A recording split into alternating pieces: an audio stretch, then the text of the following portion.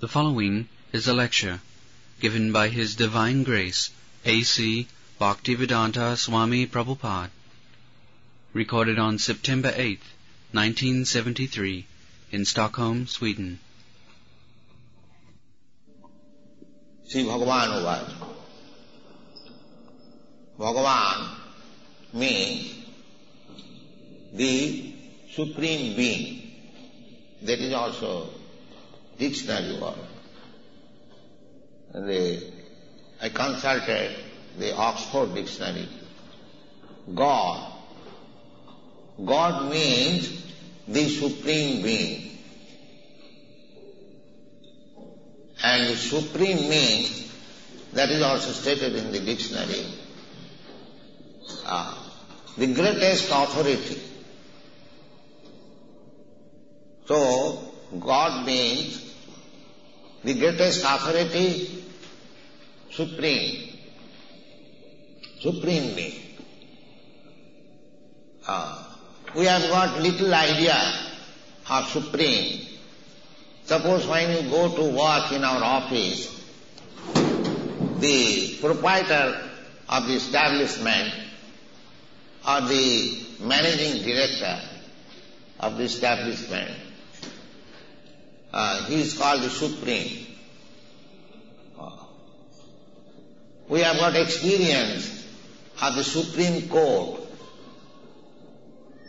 In India we have got Supreme Court.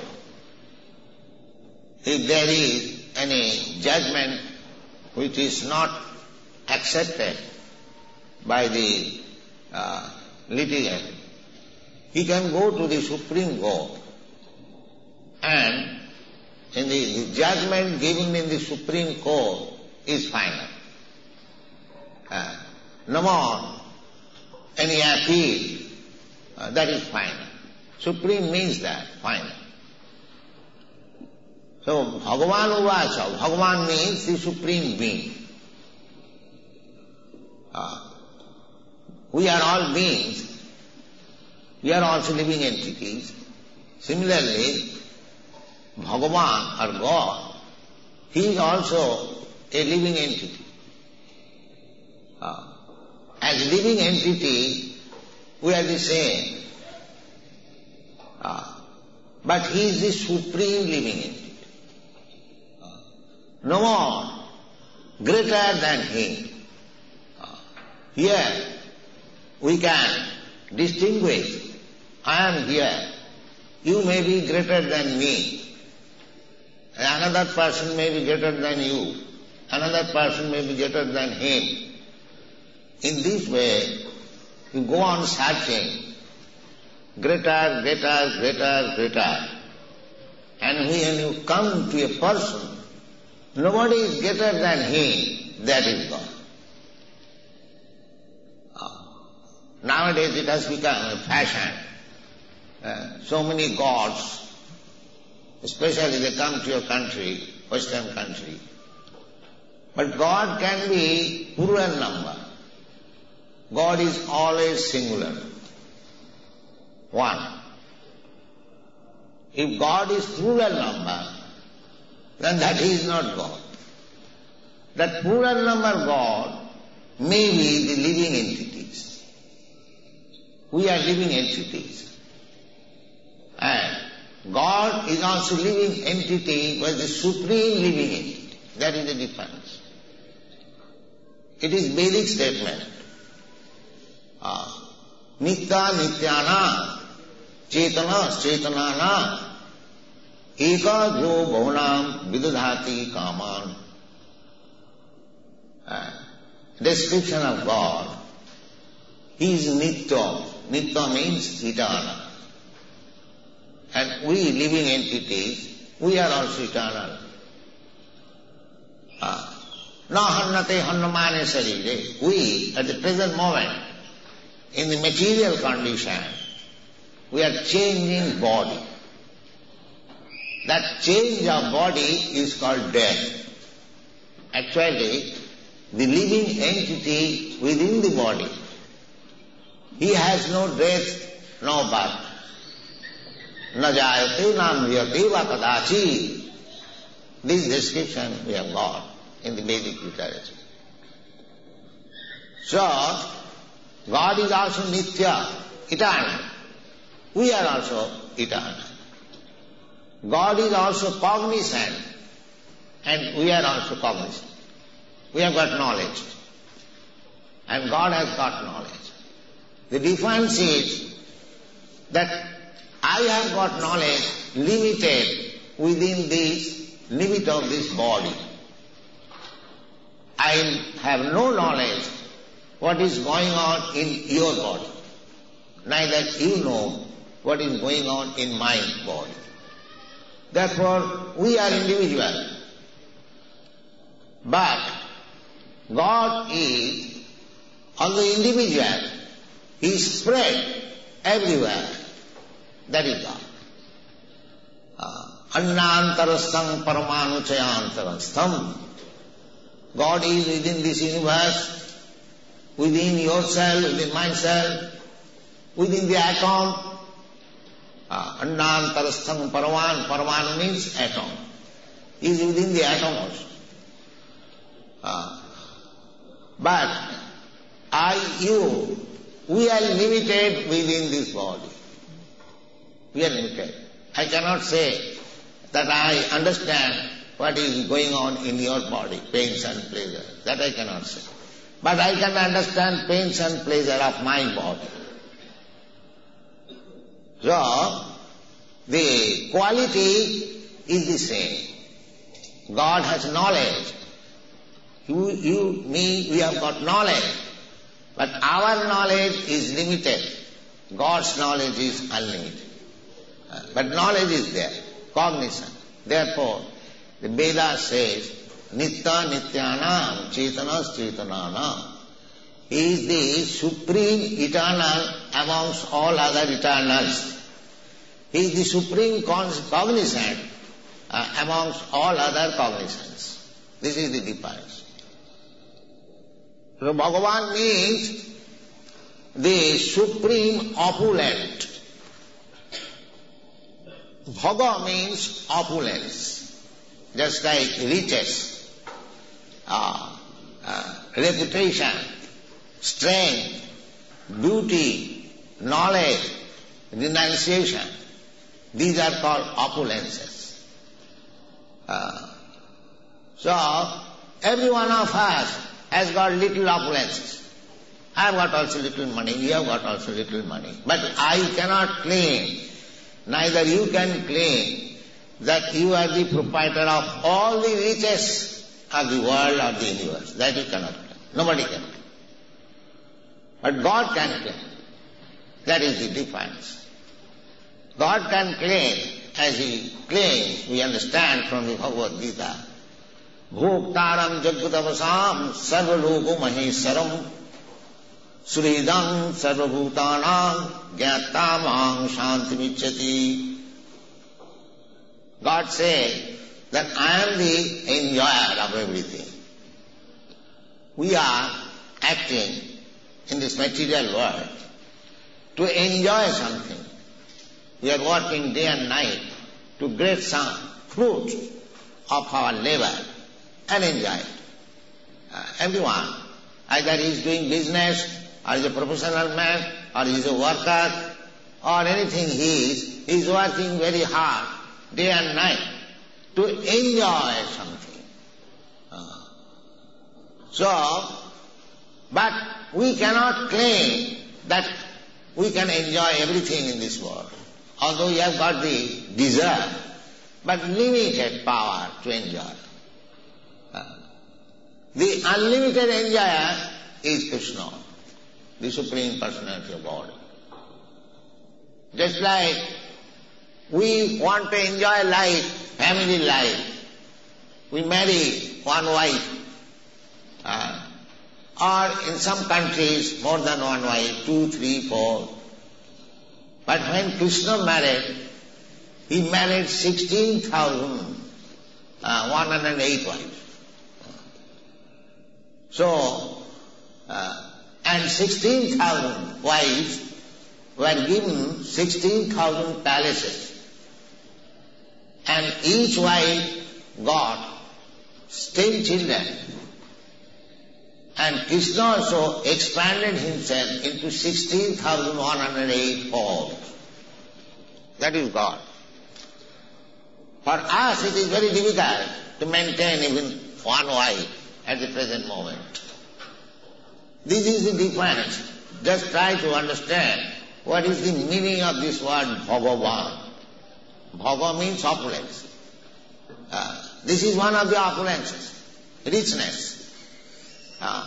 When Krishna was present on this planet, he was so rich that he could maintain 16,000 queens in 16,000 very costly palaces made of marble, the furnitures made of ivory, and the beds were made of silk, and each and every room was decorated, bedecked with jewels, glittering jewels, so that at night there was no need of electricity or lamp. These descriptions are there in the Srimad Bhagavatam of Krishna's palace, Krishna's 16,000 wives, Krishna's expansion into 16,000 forms. This is Bhagavan. Bhagavan means unlimitedly potential. That is Bhagavan. So here in this chapter, we are trying to understand what is Bhagavan. This Krishna consciousness movement means to try to understand what is Bhagavan, the Supreme Personality of God. This is our endeavor. It is very difficult to understand Bhagavan, but there is a process. If you adopt that process, you can understand God or Bhagavan. That process is being described by the Supreme Lord Himself, Bhagavan. Bhagavan was. What is that process? Maya Shaktamana Partha Jugam Junjana Madasraya Asangsang Samagrang Mang Jatha Gyasasi Tatchino. My dear Arjuna, now I shall explain to you. We hear with attention. Tatchino.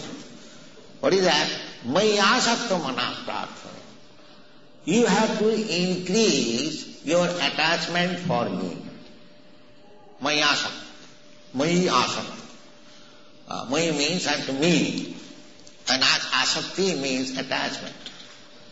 Maya Shakta Mana.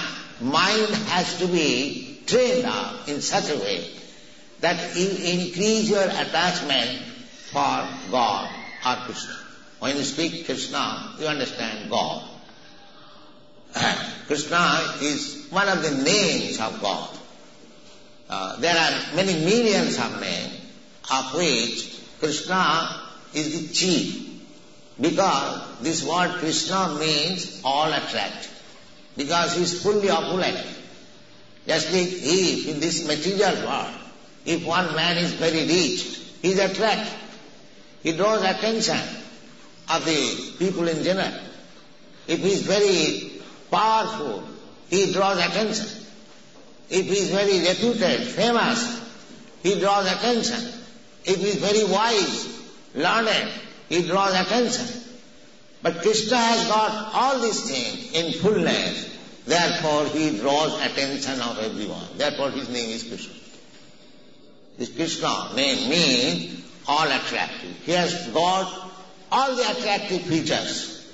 Therefore he is called Krishna. So Krishna says, just try to increase your attachment for me. Practice this. It is not difficult. Just like we have got attachment for something here in this material world. Somebody is attached to do business, somebody is attached to woman, somebody is attached to man, somebody is attached to riches, somebody is attached to art, somebody is attached to so many things. There are many subject matter of attachment.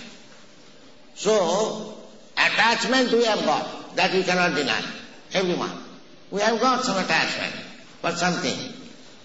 That attachment should be transferred for Krishna. That is called Krishna consciousness. We are attached to something with consciousness, not blindly. So we have got the consciousness. When we turn our attachment or train ourselves to increase our attachment for Krishna, that is called Bhakti Yoga. Bhakti Yoga. You have heard the name of Yoga. Yoga means connecting link. So, if you practice this Bhakti Yoga, then gradually you increase your attachment for Krishna. That is it. It is stated also in the Bhagavad Gita. Bhaktyamam abhijanati jaman jasyami tattata. If you practice Bhakti Yoga, that is called Bhaktya, then you can understand me. Not otherwise. There are different types of yoga system. Bhakti yoga, Jnana yoga, Karma yoga, Hatha yoga, Dhyana yoga, so many yogas. But the Bhakti yoga is the supermost. That is stated in the last chapter. I am reading before you the 7th chapter. At the end of the 6th chapter, Krishna says, Yoginam api sarvesam madgata antaratmana sadhyavan bhajate yomam same yuktato mataha. Yoginam api sarvesam. One who practices yoga system, he is called yogi. So Krishna says, Yoginam api sarvesam. Of all the yogis, I have already stated, there are different kinds of yogis. Of all the yogis, yoginam api sarvesam. Sarvesam means of all yogis. Madgata antaratmana. One who is thinking of me within himself. We can think of Krishna. We have Krishna's form. Krishna, deity we worship. So if we engage ourselves in the worship of the deity, the form of Krishna, which is non-different from Krishna, or in the absence of deity, if we chant the holy name of Krishna, that is also Krishna. Abhinnata namanan. Krishna is absolute. Therefore, there is no difference between him and his name. There is no difference between him and his form. There is no difference between him and his picture. There is no difference between him and his topics. Anything about Krishna is Krishna. This is called absolute knowledge. So either you chant the Krishna's name or you worship Krishna's form, everything is Krishna. So there are different forms of devotional service. Savanam, Kirtanam, Vishnu, Smaranam, Padasevanam, Archanam, Bandhanam, Dasyam, Sakham, Atma Nivedanam. You just hear about Krishna. That hearing is also Krishna. Just like just now we are trying to hear about Krishna. So that hearing is also Krishna. These boys and girls, they are chanting. That chanting is also Krishna. Savanam, Kirtanam. Then Smaranam. When you chant of Krishna, if you remember the picture of Krishna, that is also Krishna.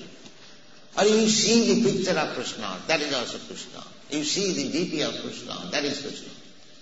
You learn something about Krishna, that is also Krishna. So anyway, Savanam, Kirtanam, Vishnu, Smaranam, Padasevanam, Archanam, Bandhanam, Dasyam, Sakham, Atma Nivedanam. Any of the 9 items, if you accept, is immediately contact Krishna. Either you accept all the 9 items, or 8, or 7, or 6, or 5, or 4, or 3, or 2, at least one. if you rigidly take and suppose this chanting, it does not cost anything. We are chanting all over the world. Anyone can chant by hearing us. It does not cost you. And if you chant, there is no loss on your part. So, but if you do, then immediately you contact Krishna. That is very good. Immediately. Because Krishna's name and Krishna is not Abhinnatyad Namanani. These are the description of the Vedic literature. Abhinnatyad Namanani. Nama Chintamani Krishna. Krishna's name is Chintamani. Chintamani means spiritual. Chintamani, Prakara Sadmasu, Kalpa Vrikha Lakha Pritesu. These are the Vedic description. Where Krishna lives, the place is described. Chintamani, Prakara Sadmasu, Kalpa Vrikha Lakha Pritesu, Surabhi Ravipalayantam. So now, the holy name of Krishna is also Chintamani, spiritual. Nama Chintamani Krishna. He is the same Krishna person. Nama Chintamani Krishna. Chaitanya. Chaitanya means not dead, but living entity. You can get the same benefit by chanting name as you get a personally is talking with Krishna. That is also possible. But this will be gradually realized. Nama Chintamani Krishna, Chaitanya Rasa Vigraha. Rasa Vigraha means the pleasure, reservoir of all pleasure. As you chant the name of Hare Krishna, so gradually you relish some transcendental pleasure. Just like these boys and girls, while chanting, they are dancing in joyfulness. Nobody could follow them. But they are not crazy fellows that they are chanting. Actually they are getting some pleasure, transcendental pleasure. Therefore they are dancing. It is not that the dog dance. No. It is really spiritual dance. The soul's dance. So, therefore he is called Rasa Vigraha. Reservoir of all pleasure. Nama Chintamani Krishna. Chaitanya Rasa Vigraha. Purna. Complete. Not that 1% less than Krishna. No. 10% Krishna. Complete. Purna. Purna means complete. Purna Shuddha. Shuddha means purified. There is contamination in the material. Material, any name you chant, because it is materially contaminated, you cannot continue it for very long. This is another experience. But this chanting of Hare Krishna mantra, if you go on chanting for 24 hours, you will never feel fatigue. That is the test. You go on chanting. These boys can chant 24 hours without eating anything, without drinking water. It is so nice. Because it is complete, spiritual, Shuddha. Shuddha means pure, not materially concentrated. Material pleasure, any pleasure. The highest pleasure in the material world is sex. But you cannot enjoy it 24 hours. That is not possible. You can enjoy it for a few minutes, that's all. Even if you are forced to enjoy, you will reject it. No more. That is material. But spiritual means there is no end. You can enjoy perpetually, 24 hours. That is spiritual. Brahma Sokham Anantam. Anantam means unending. So, in order to enjoy the spiritual pleasure, you have to practice some tapasya, austerity. Because you are spiritual, every one of us spiritual. Aham Brahmasmi. We are not this material body. We change. It is for certain years. Again we change another body, another body. This changing of body is going on because we are seeking material pleasure. So God is giving us different types of body for enjoying different types of material pleasures. But if you want to enjoy spiritual pleasure, then you do not require to change body. That is the mission of Krishna consciousness.